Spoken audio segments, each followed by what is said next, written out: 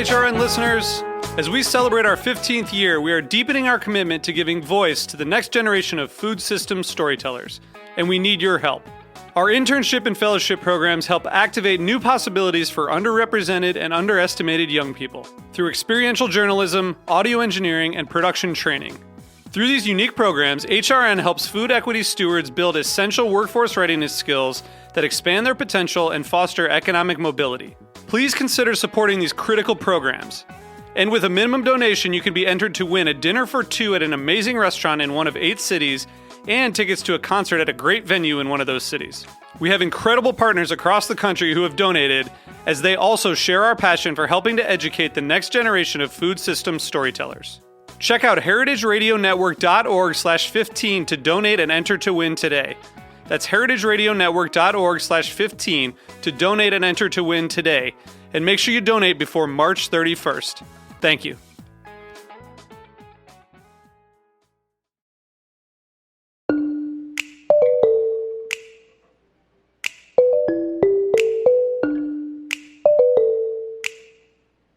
Welcome to Heritage Radio Network on Tour. I'm Caity Moseman Wadler, and today we are broadcasting from Charlotte, North Carolina with some of the city's greatest culinary talent. We're really, really stoked to be here, and I owe some big thanks today to Charlotte's Got a Lot, who is bringing us today's coverage. And I'm also very happy to be here with my loyal co-host, Kat Johnson. Hey, Kat. Hi, Caity. And it is a beautiful Thursday. We're not doing happy hour today because we're in Charlotte, but we're pretty happy to be here sharing some cold drinks with these awesome people that we're sitting with. So I'm going to start some introductions. We're going to go around the table to my right. So I'm going to start with Kris Reid, who is the executive director of the Piedmont Culinary Guild. Welcome, Kris. Thank you so much for having me. So can you tell us very briefly what is the Culinary Guild all about, and how did you get to be running this organization? So Piedmont Culinary Guild is a nonprofit based here in Charlotte, and we connect chefs, farmers, artisan purveyors, craft beverage people, anyone interested in preserving the flavors of the Piedmont and working with local farms.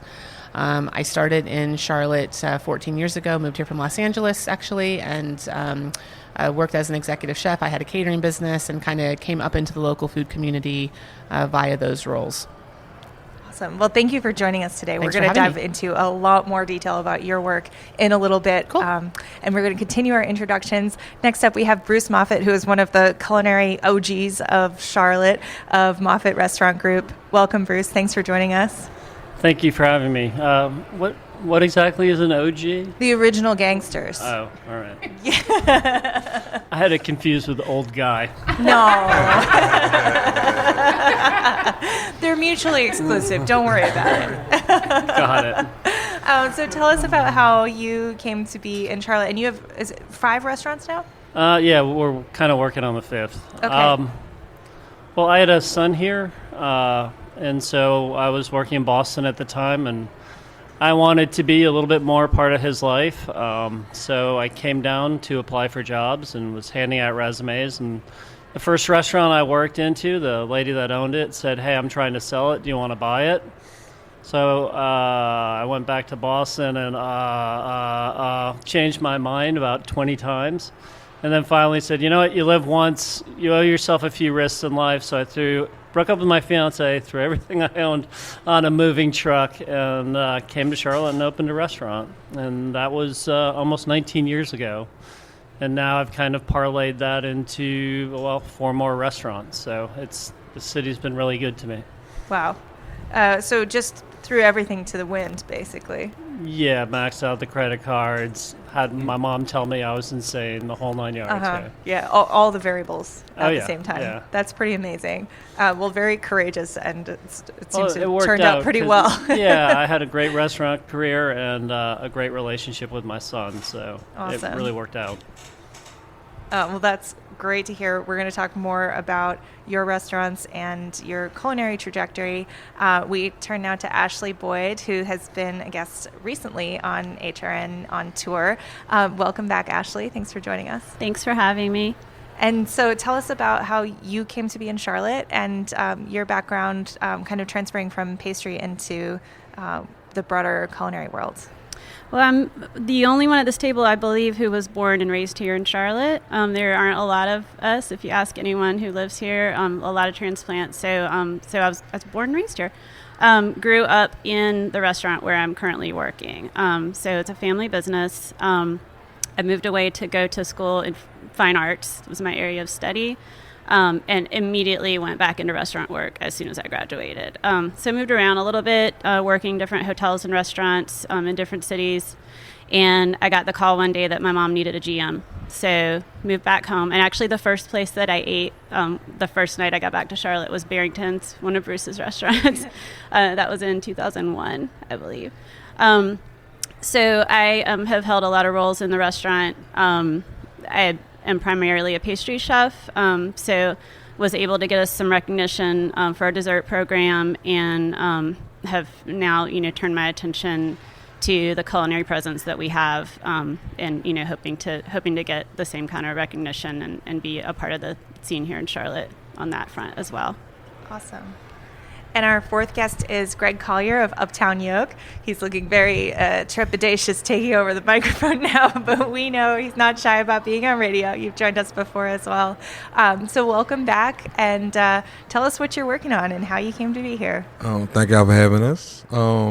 So I'm from Memphis, went to culinary school in Phoenix, Arizona, and my wife and I moved here to Rock Hill in 2012 because I kind of felt like Charlotte had there weren't a lot of Barringtons or Tim Grudy's early on. Now we have a lot of different chefs doing a lot of different things, but I felt like I could be a part of a movement and not just go to a place like Charleston or Chicago or New York where it was kind of where it seemed cutthroat. So we moved here in 2012 in the opening a breakfast brunch restaurant in Rock Hill. Had that for 7 years and moved that up to Uptown, obviously to be in Charlotte, just kind of be around all the dope stuff going on up here. So, and now we're having fun. So speaking of the dope stuff going on in Charlotte, how have you guys seen Charlotte changing? So for those of you who are transplants, what was it like when you got here? And then what have you seen changing, and what are you excited about that's developing? And anyone can jump on this. When did you come, Greg? 2012. Okay, so I got here in 2006. Yeah. So I would say when I first, and I also moved to Gaston County, the culinary epicenter that is Gaston County. Tell us more about that. To this day. Being from Los Angeles, you're used to a lot of fresh vegetables and a lot of fresh fish. And what we discovered was a fried culture. And so even wanting to eat sort of healthy and go out for fish, we found these fish camps, and we're like, oh, cool, fish camps. We'll be able to have fish. Not a thing, right? So what is that, the fish camps? Well, and culturally, they're really cool. I mean, if you want fried fish and you want slaw and you want, if you want that, that's great. But, if you want, grilled fish and fresh vegetables, it's not going to be your jam. So it was a big adjustment. It's not your LA fish tacos. It's not your LA fish tacos for sure. It's not a fish chateau. There is no fish chateau. Yeah. So it took a while to find the fresh food, and at that time there was not a lot of continuity in the farmers markets. There's actually still not, to be honest. There's more than there was, and there's also more farmers markets than there were. And a lot more attention towards the local piece, which makes the food a little bit more accessible. But at that time, there really wasn't that opportunity. There was no Whole Foods, there was no Trader Joe's, and there was the Yorkmont Farmers Market, pretty much at that time. So access was pretty limited, and restaurants in the Gaston area were chains and fish camps. Yeah, I got here in 2000, and I remember leaving Boston. All my friends were making fun of me that all I would be able to serve is well-done steak and salmon. And I came down, I was like, well, I'm going to see what they'll go for. But I remember getting my first food order in and just hitting the panic button. My scallops were frozen. The salmon I got in looked like it had been thrown off a building. The tomatoes, all the vegetables I got in looked like they'd been imported from California and picked a month before they were supposed to ripen. And I just started to panic about what I had done and what I got myself into. And about a couple weeks into it, I ran into some other chefs that had been working here in Charlotte. And they kind of embraced me, told me to take a deep breath, and pointed me towards the farmers markets. And so once I got to the farmers markets and they told me who to work with, I started to see the product that I was familiar with from Boston. And new products like okra and sweet potatoes that I hadn't worked with much. So that was kind of exciting to be able to utilize different things and see that they had just been pulled out of the ground and how fresh they were. And, over the years, I've managed to work with my seafood purveyors to try and get better product in. And then we've also found farmers that are bringing in, wonderful whole hogs or chickens or whatever it is. So I've really seen that community evolve from like my full-on panic mode when I first got here. Yeah. Ashley, did you find there were similar challenges in sourcing, or did you find that being a Charlotte native that you sort of knew where to look from the beginning, and how much has sourcing changed for you in the last, say, 10 years? I had the privilege growing up in the restaurant of having some great role models in my mother, who not only owned and managed the restaurant growing up, but also was in the kitchen quite a bit. We had a chef back then, Joni Babcock, who just to this day, I don't know if I've personally worked with someone who had as much of a palate as she did. So she was always doing things that I really connected with, even as a kid. So I had some great role models, and she was diligent in her sourcing. She bought from local farmers way back then, and I feel gave me a direction when I came back to work at 300 East as far as where we would take it. But what I have seen, even though I feel there have always been options in the Charlotte area for sourcing, I've just seen an explosion of the variety of product that we're able to have at our fingertips all the time. So many young people going into farming, or at least it seems that way for where I stand, and just, trying everything. So the options have exploded, and it's awesome. That's really cool to hear, and especially like in New York and around the country, we're kind of facing farmers really aging out, and it's really, really hard to attract young people into agriculture. So do you think that's something that's different in this region, that young people are actually finding success at farming? I don't know if it's different in this region, because this is where I stand, and this is my perspective. But I see a lot of young people with the interest. I know that the national trend may not be the same, but I think that is something unique that we have here in this area, is that we have a lot of people who have either moved here to farm or grew up thinking that's what they want to do, so, and are looking at it in a new way, not like I came from this and this is what my family has done, but like let's do this differently and make it work. Yeah. And Kris, you do so much work in connecting farmers to chefs. Can you talk more about the specific work of the Piedmont Culinary Guild and sort of what you've seen as far as building access to fresh products and local products? Sure. So, obviously it takes influencers, Greg, Ashley, Bruce. It takes the people that are doing food right to direct people on how to do food, period. So the Guild is not even possible without leadership, and we have a tremendous amount of support in the community from chef leaders. And we also have a lot of chef or farmer support on the farmer leadership side. So I feel like it's been a beautiful marriage between the two. I think one of the biggest challenges at this point, though, is, as we're struggling on the labor side, not to jump to a different topic, but, as we are starting to see this labor situation change within our industry, it does put a lot of pressure on the chefs that have always had that desire and held that as a value. To source locally, because the cost of the food is so much more expensive. And how do we parlay and pass that on to the consumer? How do we educate the consumer on why this is all important?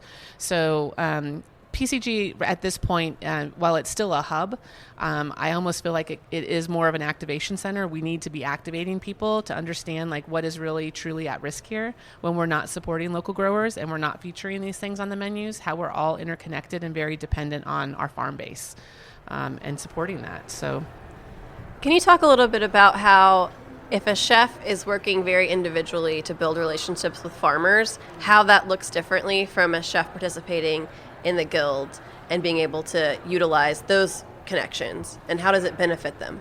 So I would say that the chef members that are, and I invite the chefs here to talk about this because they all are members, but, I think that when we started the guild originally, the primary pillar was to share resources. How do we share the labor resource? How do we share the purveyor resource? And how do we create a connecting piece that's affordable for a nonprofit to run? And so we've landed on a Facebook platform. So we have a Facebook private group that actually shares resources there. And so somebody who's not within the guild doesn't have access, say, to that Facebook group page where you have a farmer that's saying, hey, I remember last year, I can't remember, I think it was, is it Noel with strawberries last year? She had I think 28 gallons of strawberries she had to move, and they were turning. And she went on the page and she's like, I need to move these strawberries right now. And they were gone within, 5 or 10 minutes. And so that's the tool. And it's a different tool than what commercial chefs are used to, because they're used to their ordering system through their broadliner. So you have to shift the focus on how you actually are sourcing food. But I think that would be the difference. People that are within the guild actually have the access to the farmers directly, and the farmers have direct access to the chefs. Do they use it all the time? They're all so damn busy that doesn't always work out that way, but it's there. But it's there. Yeah.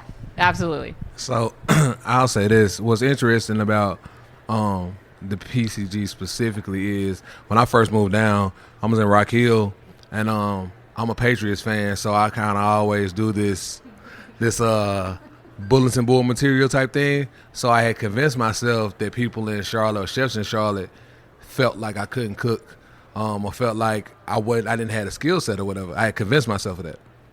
So I'm down there in 2012 kind of doing my thing.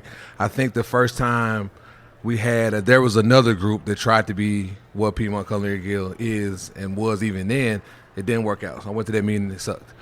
I think maybe a month later, somebody was like, don't worry, there's a real group coming that you should come to a meeting. And this is after y'all had the meeting with the 5, you and the other 5 chefs. So I get to this meeting, there's 30 chefs in this meeting, and I'm talking to these chefs, and they're like, yo, how are you doing what you're doing at Rock Hill? And I'm like, what are y'all talking about? I was like, yo, how are you doing this, and how are you sourcing this and using this product and all this stuff? And I was lucky that in Rock Hill, such a country town, people were just bringing stuff by the restaurant because my auntie grows tomatoes. Here's 25 pounds of tomatoes. Give me whatever for it. So I just had the luck of being in a country town and networking. But coming to that first PCG meeting and meeting those chefs, I figured out that there were people who actually did that professionally.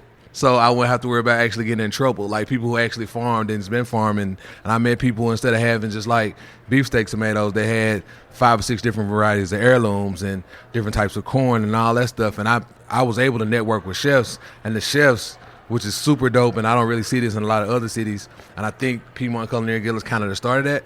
I could ask a chef for his source, and not only would they give me the source or share the source with me, they would take me to meet the farmer. They would bring the farmer to the restaurant and say, yo, this guy in Rock Hill doing something, he needs this. Trying to figure out something, I might hit Ashley up and say, yo, I'm trying to do this biscuit or this cake or whatever, how?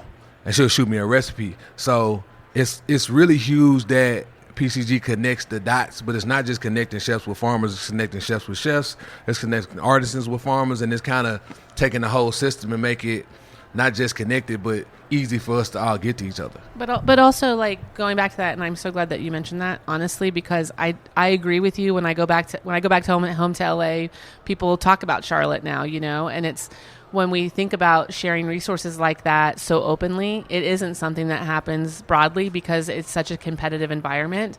And so PCG has created the connection, but we've built a culture within the organization that I think has grown out into the community. Whether you're a member or not, I feel like it's part of our community now, which is really a beautiful thing. How do you identify chefs that you want to bring into the guild, or do they come to you? So Piedmont Culinary Guild is by invitation only, and so we get a lot of shit over that, like that we're too exclusive, and but we're really looking for the best of the best and the people that are doing the right thing by food. And in order to keep and preserve that, we make sure that we do that by having Ashley invite somebody. She invited Lainey in, having our members invite their leadership in, or leaders that they know in the community that are doing great things into our fold. So it's by invitation only. And I wanted to ask you, Kris, what does it take to run the Piedmont Culinary Guild? Like, what goes into it on the back end? We're a nonprofit too, so we're always like, how do you pull together the resources, and what actually needs to happen for this to exist? I'm going to try not to cry right now answering this. When she figures it out, she'll let you know. Yeah. It started out, like Greg said, we started out with like 30 chefs and farmers in a room trying to figure out what is it going to take to build a sustainable local food shed. And how can we be the voices for that food shed? And so it was about sharing resources, educating, and creating regional recognition, which is the third pillar, and trying to really drive attention to the innovation of the chefs and the farmers in this area. But I think that at this point, what it takes is an engaged community of members. And that's the hardest thing, because they're being pulled in 1,000 different directions. And so I'm kind of we don't have a brick and mortar. We don't have any staff. We have a webmaster. I have an admin assistant. This isn't my full-time job because I can't make money doing it. So I have a bunch of other gigs, right? So, what it takes is just the support of these people at the table right now. It takes the support of all the members, not just from the standpoint of showing up and doing the work for the guild. It's showing up every day and doing the work in their restaurants, or on their farms, or what have you. It's the boots on the ground doing the work, and it's also the friendship that they all provide and support me as I've been on this journey, because obviously without that, there's no way that I would still be standing. I know that sounds crazy, but it is a lot. It's a lot to run a nonprofit, and we're not grant-based. I was kind of like, fuck that. I don't ever want to go down that road, because I don't want to be beholden to somebody that gives us the money. It has to be membership-driven, and it has to be funded by the community. And as soon as the membership doesn't want to do that, it ceases to exist, because I don't have founder syndrome. It's like, you don't need it. The goal of the nonprofit is to go out of business. The goal of the nonprofit is to meet your mission. The mission for us is to connect the local food chain. So if it comes to a point that the people aren't engaged in the community, then we have met the mission and we go out of business. You're like problem solved. Problem solved. And now everyone's connected. Food. We fixed food. Yeah. That's amazing. Yay. So, but I think at this point that what it takes is people to just stay at the table and be engaged in it, because we're not going to win the food fight without armies of people working together, like step by step. It can't be everyone's own effort. It washes the topsoil of everything you build as a community. You have to work together, whether you're in Charlotte or you're in Miami or you're in New York or wherever you are. The community has to band together, because we're just that fragile at this point that it's really necessary. Yeah, I just wanted to add, when I moved to Charlotte, I really felt so isolated. I was, a small 40-seat restaurant. I was in my kitchen 6 days a week. I didn't have the chance to go out and meet people. I barely had the chance to go out and find the farmers markets. And it's kind of see the evolution of the Piedmont Culinary Guild. It just streamlines my life. It makes my life so much easier. If I'm curious where I can get lamb, there's a centralized location I can go to ask the question. If I'm curious, to where I can go find different products, or, if I have an event that I want a local chef to work with me on, or whatever it is, it's just kind of at my fingertips now. Whereas when I first started, it was, we were all kind of every man for himself and feeling like we're competing for the same 200 customers. And now I feel like us working together has kind of elevated the food scene here. Yeah, I believe that before the guild coalesced, we were less of a community in Charlotte. Like there were pockets of people who were doing great food, and after the guild, started meeting and became an organization, we have a community. It was dramatic.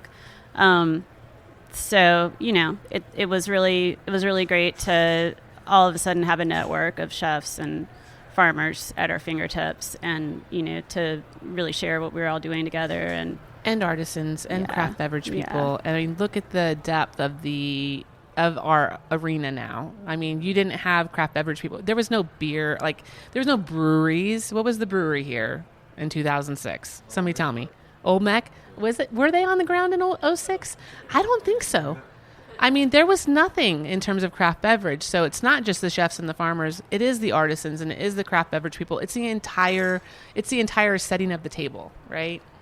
And it's really looking at it as a foodscape, not a food scene in that way, So I think we're at the point now where there's this community, and people coming into the guild maybe don't even realize what it was like before. It's a little taken for granted in a way. So, Greg, I think you have something to say about that. So when I came, in my mind, it was like Mark Jackson, Tim Grudy, Bruce Moffett. As far as chefs go, and I think that's kind of, I may be missing a couple, but Gene Briggs. and I didn't know him. So when I came, I'm looking from Arizona, and I'm like, bro, they got 12 steakhouses in Uptown. I'm like, I don't want to work for a steakhouse. So what am I gonna do? So I look at Bruce's restaurant, I look at Mark Jackson at Halcyon, I look at those places, and I'm like, wow, something's happening. I just don't know what it is. Then to Ashley's point, once the PCG starts, I think the conversation is always there about, we should do something. There should be some things that happen. Change needs to take place. But once that starts, then now not 5 chefs are having a conversation. Now it's 15. Now it's 30. Now it's 50. So now we're not just having conversations at meetings. We're having conversations on Facebook. We're having conversations over text messages. We're all saying, hey, I think this farmer is selling this thing for this much. Is there any way we can have a conversation with the other farmers so we can kind of bridge the gap so everybody understands what they need to be doing? So, for me, I'm selling breakfast. It's super easy for me to go get a case of eggs from U.S. Foods for $15. Super easy. We'll make my margins way better. I just don't even feel comfortable doing it. I think we're at a place now in the community where buying local food isn't a thing to do. If you're not doing local, if you're not sourcing responsibly, I don't even, not to say that we're the cool kids, but it's I don't even know those chefs. Because I'm having conversations when I'm like, yo, man, I'm getting this, I'm doing this. Oh, man, I'm getting mine from for 50 cents a pound. And I'm like, bro, you okay with that? You feel comfortable putting that on your menu and selling that? And it's not even a skill set versus skill set thing. It's just now you have to have integrity in Charlotte, from source to labor to all of the issues that go on in a restaurant. You have to be a certain way. And that's why I think Charlotte's so dope moving forward, because now the standard is set to where you have to do these things. It's not, you don't get cool points for buying local. You're supposed to buy local. You're supposed to be shopping at farmers markets, especially if you're charging $35 a plate. How can you not be? But a lot of those things are, they're very challenging to reach those standards, and I think that the PCG helps people reach them a little easier. I don't know that we help them. We have a community of people that are helping each other. Because nobody has the answer of how we fix this problem, right? We're in crisis as an industry right now. It's a very serious thing that's happening in this country, and I don't think that people realize that. And it's not just about food. Like Greg was saying, it starts to touch all these different aspects. Food is where everyone comes to the table. So socioeconomic, there's all these different things, environmental issues, all these different things. Like Greg was saying, you okay with sourcing that? You understand what that does to human health? You understand what that does to communities? Do you understand what that does to the environment? You're the person that's making that decision and driving that company to continue to succeed, instead of pulling your dollars away from them, and diverting the dollars to companies that actually do give a shit about people and environment and community and all the rest of it, So PCG is more than just connecting chefs and farmers at this point. What Greg has done with Soul Food Sessions and all of his team, really bringing attention to serious issues within the foodscape around the country. That's not localized to Charlotte. These issues are everywhere. Yeah. But PCG is becoming sort of a place that we can all talk about them openly and share ideas and resources to help elevate everyone at the same time here, And I think that's a perfect segue. And Greg, we've talked to you about slow food sessions before, but I think this is a great moment to share that again and to talk about, food is not just the literal, even looking at farm to table, it's not just transporting agricultural products from a farm through a kitchen to somebody's mouth who then eats it. There are social issues beyond that. There are environmental issues. There are so many other things going on when we talk about food, and food is kind of the one universal thing that we all human beings have in common. So tell us again about slow food sessions and the sort of genesis of the idea and where you're at with the project now. So I think in America, for the most part, and I'm not going to say like every single person up or down, right? I think we're at a place to where most of us kind of feel like what we should be doing is working together. Like, I don't think we are not ever going to agree on all of the ways to do that. But I think that the ethos is now we need to be figuring out how to work together to make things better for everybody. So with soul food sessions, a lot of people talk about what the issues are because they want to talk about it and they feel like talking is action. And talking isn't really action, it's just talking. Like, you can talk on Facebook, you can talk standing up, upside down, you can talk in your sleep, but it's not really action. So with soul food sessions, we saw what we felt was an issue, not because of a specific entity trying to keep black chefs out of anything. We just felt like that there just was a lack of diversity as far as from my personal perspective. Because a lot of times we do dinners and I'm the black chef in the room, or a lot of times we do dinners and there's one female chef in the room. 9 times out of 10, it's a pastry chef. So we wanted to look at it and say, how can we positively affect diversity in the culinary industry and not just be talking about what the problem is? And realistically, the first dinner that I was a part of, me and Mike Boland, one of the founders, we were part of the Piedmont Culinary Guild Apple Dinner, which is we were way too drunk and it was way too much fun. But the point that what I felt in that space was like, I'm in the room with these chefs who I've been looking at for the last year and a half or so as best chefs in the city. So the whole time I'm in there, I was super happy and super excited. But after the fact, I was like, man, it was only like 2 black chefs. It wasn't a female chef in there. Like, the representation in that dinner by proxy just wasn't diverse. So again, with Soul Food Session, we was like, we need to do a black chef dinner. We're gonna call it Soul Food Session because people kind of consider soul food black food. So we're gonna do that to fight the stigma. And we just wanted to cook together, right? It wasn't even really about fighting the stigma. Let me say that. We just wanted to cook together and be in a space where I could be in a place with my direct family, right? And just cook and enjoy ourselves. It happened around the time with the Keith Lamont Sky shooting. So a lot of people kind of felt like, they're doing this as a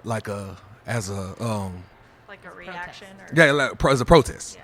And at first we was like, that's stupid. Why would we do a dinner to protest police shooting? That don't even make sense. But what we realized later is the act of doing something that we felt like was a togetherness to a lot of people on the outside seemed like protest because togetherness is not the norm. So once that happened, we realized, so we have a thing here. Like, we have a line. And then, like, the beauty of the culinary community in Charlotte, next dinner we did at Clark Barlow's gave us the space. Like, no questions asked. When y'all want to do it, we close on Mondays, come do it. Luca Annunciata gave us the space. No questions asked, you want to do it.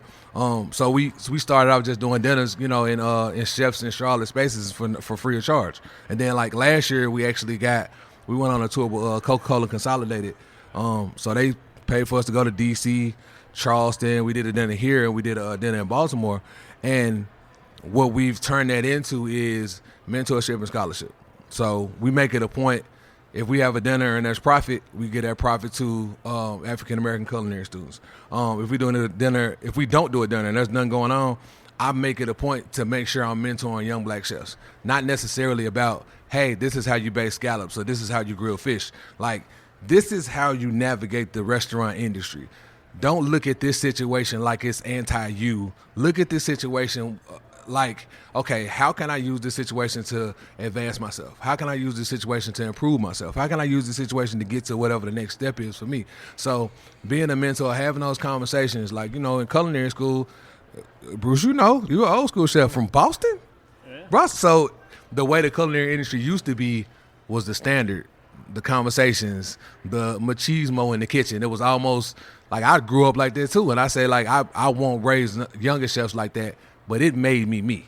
Like 100%. Hearing a chef yell at me and almost wanting to fight him through the good cooking skills that I had, right? I'm going to cook so good that you are going to look stupid yelling at me. Because there's no reason for you to say this because I'm flawless today. So now you come on the line and you're ready to say something, I'm using my skill set or improving my skill set just to piss you off because now you can't yell. You know what I'm saying? So, like, the soul food sessions is really about what's going on in the world. And I think what's going on in America is really about being able to give a voice to people who don't necessarily have a voice. It's not about pushing other people to the side. It's not about excluding people. It's just about saying, hey, let's give everybody an opportunity to be celebrated, and let's celebrate them for the things that they do great and their differences, and not kind of tolerate their differences. Yeah. So you said something interesting, Greg. You said togetherness is not the norm. And you're doing a lot of work. You're taking soul food sessions on the road to different cities. Everybody here is also influencing kind of a wider culinary arena. Do you feel like the sort of collaborative environment in Charlotte is spreading to other cities? Do you think that Charlotte is having an influence in that way? Because I think that this level of collaboration and mentoring and support is it's starting to happen in other places, but I don't think it is the norm. And so what have you seen in sort of like ripple effect or other cities starting to take on a similar scene? I'm gonna make y'all answer all the hard questions. So for one, I don't think any of us at this table really care what's going on in other cities. Amen. And it's not because we don't appreciate what other cities do and we don't think the other cities are dope. It's just that's just not how we're living, and that's just not how we're going to create our scene. We made a decision, I think, with PCG and with, if I call a chef and ask a chef a question, they cannot pick up the phone. So that chef's making a decision right when they pick up the phone to give me that information that we're going to collaborate. We're not going to be other cities. So one, we don't care if it's happening in other places. And two, we're going to make sure that we do that because it's only aided. Like, everybody's better. Everybody cooks better. Everybody sources better. Everybody's kitchens are better. The scene is better. Like, there's literally no issue with us collaborating. So, like, and I'll use Charleston. Charleston is great. Charleston is super high-end. I've heard horror stories about Charleston. Chefs buying whole acres of tomatoes just so other chefs can have them. I'm just not going to do it. It just don't make sense, and I don't think anybody else is. Go ahead, Bruce. You're dying to say something. Jump in there, buddy. What made you think that? Jump in there, buddy. I know you so well. No, I mean, for the longest time being here, I always heard, oh, well, we're 5 years behind Atlanta, or we're 10 years behind Charleston. And I just feel like for the longest time, we apologized about our city. Oh, well, we're not quite there yet. Oh, I guess we are. And we just started to believe it. And I think finally in the last 2 years, I've noticed that people are like, well, fuck you. We're a good food city. Like, I don't like, period. We don't compare ourselves to Charleston. We don't compare ourselves to Atlanta. We are who we are. We're not tourist-driven. So the people that come to our restaurants are really excited about our restaurants. They're not people that have read something in a magazine, which was paid for, that are coming because there's so much hype around their chef. They're at our restaurants because they enjoy our food and they love to eat there, and they know that we're part of the community and that we're trying to raise a family like everyone else, and they come in and they want to support us to do that. And that's what I think is really cool about Charlotte is we're not apologizing for our food scene anymore. We are our food scene. Does that sort of turning point for you also reflect in the publication of your new book, which is out this year? I think so. I mean, I think it's kind of a lot of it is the history of kind of my experience in Charlotte and how it's evolved, and how I kind of always felt like that we could push things forward. And I've always been excited when I, try to push the envelope, like good food. No one really understood it when I opened it, and now it's kind of, a fairly popular type of restaurant. and Stagioni, everyone walked in looking for spaghetti and meatballs and veal parm, and we didn't have it, and they lost their minds, but now they get it, and they understand the restaurant. There was a little hand-holding, maybe. Yeah, you definitely had to put out the message of what you were doing, and there was definitely a lot of angry people at first, but I think, we've all kind of said, okay, we're not going to settle for the norm. We're going to do what we're passionate about and what what's in our heart. And to see that, people love, I don't know, I think passion is infectious. If you walk into a restaurant where everyone's passionate about what they're doing, you're going to have a good time. And so all these people I'm sitting around are passionate about what they're doing. So every time I'm around them, I have a good time. The title of the book is Bruce Moffett Cooks, a New England Chef in a New South Kitchen. Do you still feel like a New England chef? Yeah. You can't take the New England out of the boy. I was rooting for the Bruins last night, I'll admit it. Well, my question is to you, in your mind, what is the New South? I'm interested in that term and what people think it means. The New South, I feel like it's kind of getting like out from under the kind of post-Civil War doldrums and kind of owning ourselves and saying, we're not these slow kind of y'all people. Like, we're here, we're vibrant, we're pushing the food scene forward, we're using local ingredients to push that forward. Stuff that people took as throwaway food, and made fun of, like ham hocks or collards or things like that, are now they're spreading throughout the country. I mean, that's the New South. I think it's the same as Charlotte. We own it. We're pushing all this forward. We're not stuck in our traditions, so deal with it. And Ashley, I was just curious a little bit too about, we talked a little bit about your transition from focusing on pastry to now having a more broad view of the restaurant. Can you talk more about that and what you're currently focusing on with 300 East? So I spent, as you said, most of my career as a pastry chef, and was able to really grow our dessert presence and my dessert presence in town through using our network of local growers and incorporating those ingredients into dessert. And to be honest, I had produce envy a lot of the time. It was really sort of how come they get to use this stuff and I don't? There's certain things I just couldn't figure out how to incorporate into what I was doing. So to be in control of our sourcing from who I'm buying from, what I'm buying, and then how that gets used in the restaurant in a broader sense is super exciting. I feel like we'll be able to source more, better, more local stuff, more sustainable items, and it's just going to make our menu so much more appealing, current, responsible. So I'm excited. And just for the record, before Ashley, the desserts here were kind of prepackaged, purchased from Cisco, throwaway type items on everyone's menu. I mean, they weren't thought out. They were stuck in a freezer and pulled out 20 minutes before service. So she has really broken ground on the dessert culture here and people kind of identifying it as something that ends a meal and makes a meal memorable. So I really have a lot of admiration for that because it was well needed and all the accolades she has are well deserved. Oh, thank you. You're welcome.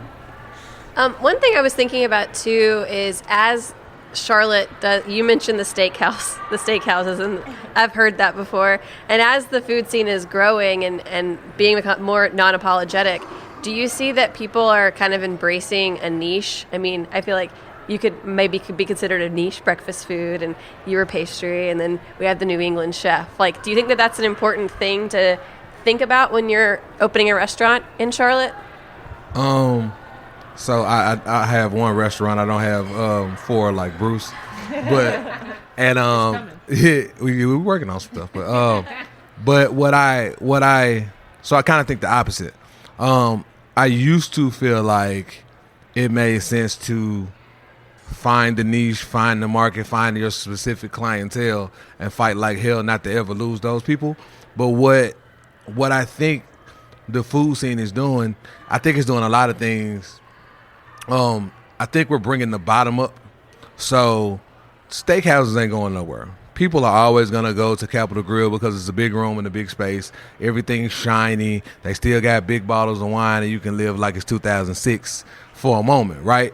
You can live like pre-recession, and you know what I'm saying? And if you're a banker, bro, or whatever, you can go down to Capitol Grill after work and shoot back $150 shots to Louis the 15th if that floats your boat. To each their own. Right. But you could take that 150, you could have breakfast at my spot, dinner at Bruce's spot, and then desserts at Ashley's spot with the same $150. And I think because we've been fighting and having so many conversations about the actual value of a meal and the actual value of the presentation and the service, I think now that that's happening, more people are coming, so you don't have to do niche. Like, Bruce, what do you have? You have an Italian restaurant, a New England Southern restaurant, a small place restaurant, and a fine dining spot. You can do it all. Right? You could do. I think now that we've fought to show skill set, that we fought to show proper sourcing, that we fought to show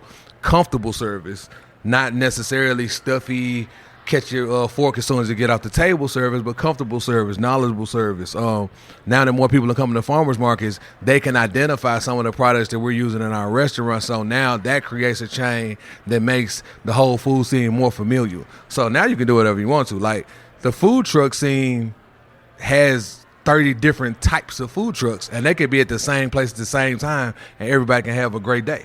I think that alone, like, allows us to do it whatever we want to do. Hot wings, fried chicken, whatever. Yeah. Well, that brings me to, I want to do a little bit of a roundtable. And what are you excited about? What's developing? What's the future? Even the next, let's put it like 3 years. What's most exciting about the next 3 years of Charlotte dining? Well, looking at me. Because you have a mic. Well, so and again, I think, like, you do a great job at this. I think we're going to have a lot more neighborhood restaurants. 300 East is the prototypical neighborhood restaurant in that it fit the neighborhood that it was in when it opened. And as Ashley's taking over and doing more stuff, she's going to have it fit the neighborhood for the next 5 to 10 years. So I think there's going to be a resurgence of actual neighborhood restaurants where you might have a space that's 2,000 square feet, and there's a face that's the chef, and they're going to be there 5 or 6 days. Won't be Bruce, but it'll be somebody like Andrew Dye, somebody that came through the lineage, and he's allowed him to say, here's the space, here you go, here's your neighborhood restaurant, do your thing how you do your thing. I think it's going to be a lot more smaller restaurants with 40 or 50 seats, kind of like, I feel, I don't want to use Brooklyn because it's a whole lot to unpack with Brooklyn. It's okay, you can use it. It's a whole lot to unpack with Brooklyn, but I feel kind of Brooklyn-esque in a lot of chefs who've been here for 20 years are now putting out younger chefs who've been here for 10 years that are opening spaces, and I think they're going to saying, I don't want to drive all the way to Uptown to have a restaurant. I want to open a space in Mount Holly like Clark Barlow. I want to open a space in the Gold District like Mike Knoll. I want to open a space in Plaza Millwood like Andrew Dye. So I think that in the next 3 years is about to really blow up a lot of neighborhood restaurants. Yeah, that's one of the things I've noticed in Charlotte is I've always been in the neighborhoods, and I always thought, my livelihood depended on being in the neighborhoods. And one of the things I'm excited about is I find that these larger chain restaurants, they get into Charlotte and they just have this one trajectory, and it's going to be this way and it's going to be this way, period. I find that the smaller restaurants, we can kind of get in and we're nimble enough and small enough to kind of understand our neighborhoods. And we're involved enough to understand our neighborhoods, and while keeping our basic core values, we can kind of evolve to suit the neighborhood. And I think that a lot of these bigger restaurants like Emerald or Wolfgang, they just are what they are, and they move forward at that pace. And by the time they figure out there's an issue, it's too late. And so one of the things I'm excited about is that I think independent restaurants are better poised to kind of take over the city. And I think that's going to help everything from the farmers to the, to the sense of community. I find that farmers markets now are packed when they used to be empty, and it's just like everyone wants to get kind of their hands dirty. Everyone wants to get their hands on fresh product. Everyone wants to, go into those restaurants and help support the chefs that are kind of supporting the community, and I think that's really what I'm excited about. So what excites me about the next 3 years in Charlotte and, what I've been seeing over my time here and how our culinary scene and our diners have evolved is that, with everyone moving to Charlotte, and I don't know the exact figures, but we've just got a huge influx of new residents every year. You can tell it's a struggle. The good thing about that is, whereas I think Bruce alluded to this for, when he first moved to Charlotte and started working in restaurants, there was a lot of, and I felt this too, you can't do that in Charlotte. You can't do this in Charlotte. You can. And in the next 3 years, I believe that we'll be able to, think more and do more in our kitchens with skill, of course, with, having less food waste, using more sustainable proteins like rabbit. I'm seeing a lot on people's menus, and being able to put that skillfully prepared but different product on a plate, and people are going to enjoy it and be ready for it. So that's my big thrill. And I think just going off of that, I think that really Charlotte being sort of the Queen City in the heart of the Piedmont region of the Carolinas, literally, we are positioned to be a destination that people come to for unique flavor experiences. Why couldn't this be the Piedmont of Italy? Why couldn't we have that kind of attention drawn to this area? We have the terroir, we have the food scene, we have the beverage scene, we have the agriculture. And for Charlotte to really be something that the rest of the country looks at and says, wow, there's a city that actually gives a shit about their farmland and all these chefs working to preserve it. And that's what I hope to see happen in Charlotte. And obviously, we're supported today in part by the CRVA. Charlotte's got a lot, and I think it's really fascinating that they're doing such a wide range of promotional activations and events to shine a light on the whole spectrum of Charlotte food. So I know a few of you have worked with them in the past. What do you think about that work that they're doing, and to maybe try to push Charlotte to be more of a tourist destination while still having great neighborhood restaurants? I think that their intention is great. I think their results have been good. It's been good to see us in other cities. And it's been good to see their involvement we just had the James Beard Foundation here last week.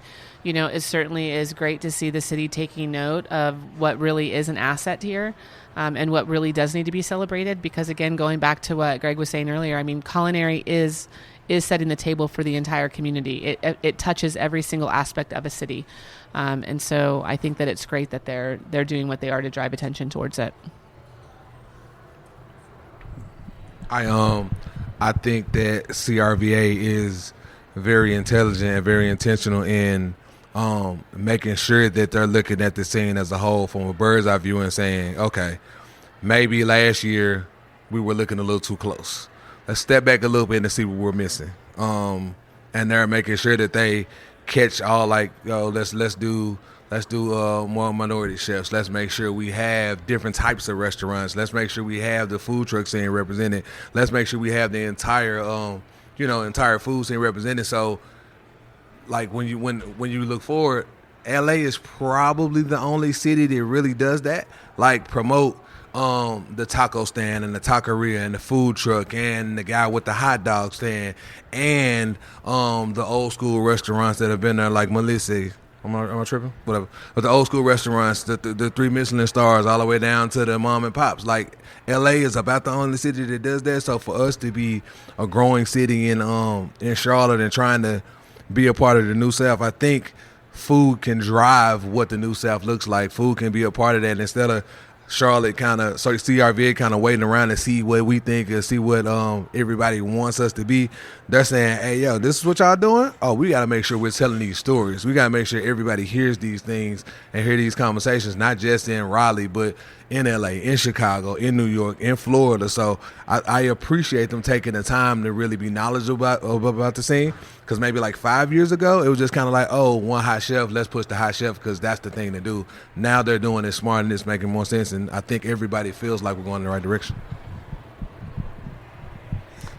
Yeah, I thought it was, kind of piggybacking on his point, I thought it was really interesting when the Southern Foodway Alliance came here and did their symposium and really focused on our diversity. Half the restaurants I didn't even know existed. And I just remember when I first moved here, getting all excited because it was a Brazilian restaurant, and going to the Brazilian restaurant and seeing that they were offering Jell-O and pasta salad and things that were so clearly not Brazilian, because they felt like, they felt like they had to cater to the Southern palate.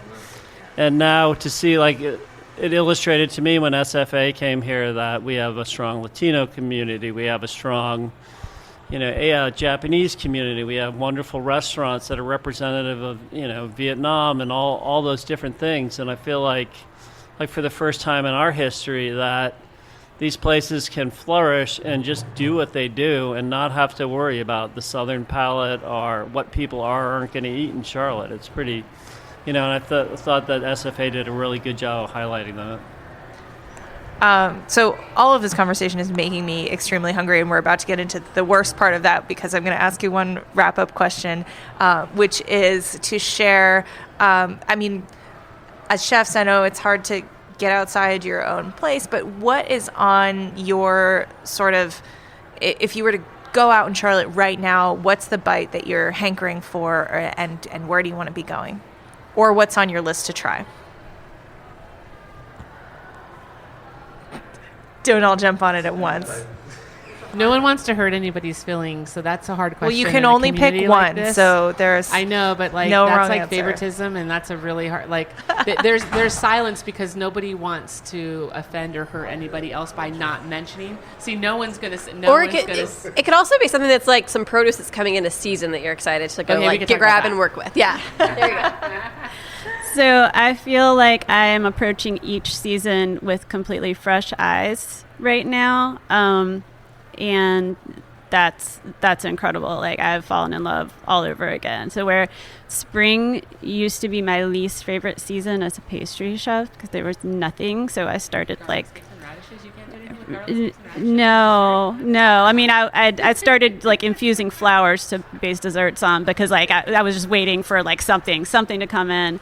So this point in time, between spring and summer, where there's everything, my mind is blown. I can't pick a favorite. I can't. So I definitely don't have a favorite spot, but I'll pick something that I'm waiting on because I never do it in the summertime. My spot to go to in the wintertime is Saigon Palace. I love pho. And Bruce was talking about Vietnamese food earlier.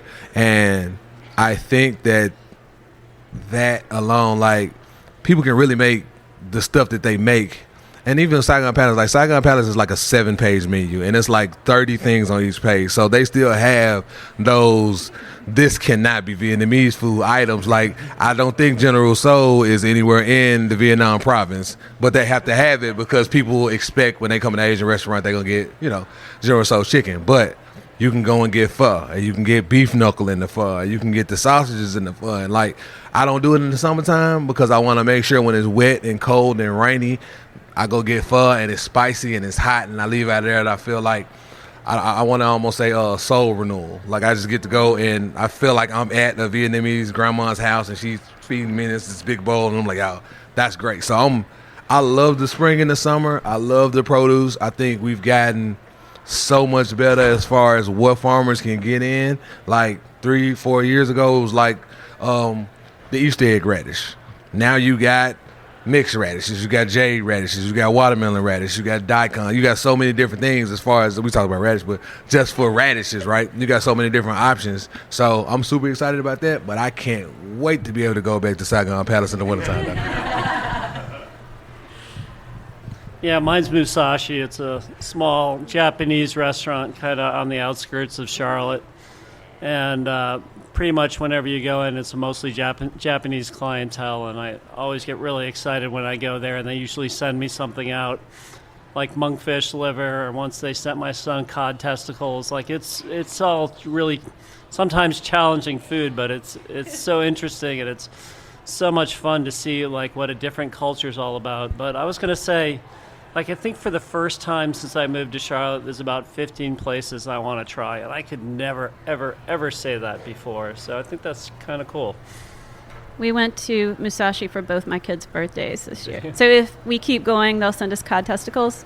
Yeah. Okay. If you're really got to be a lucky. regular now. Or the monkfish liver was pretty good. I wonder if that was also just like they're ragging on you for being from Boston. No. How about you, What it Kris? was.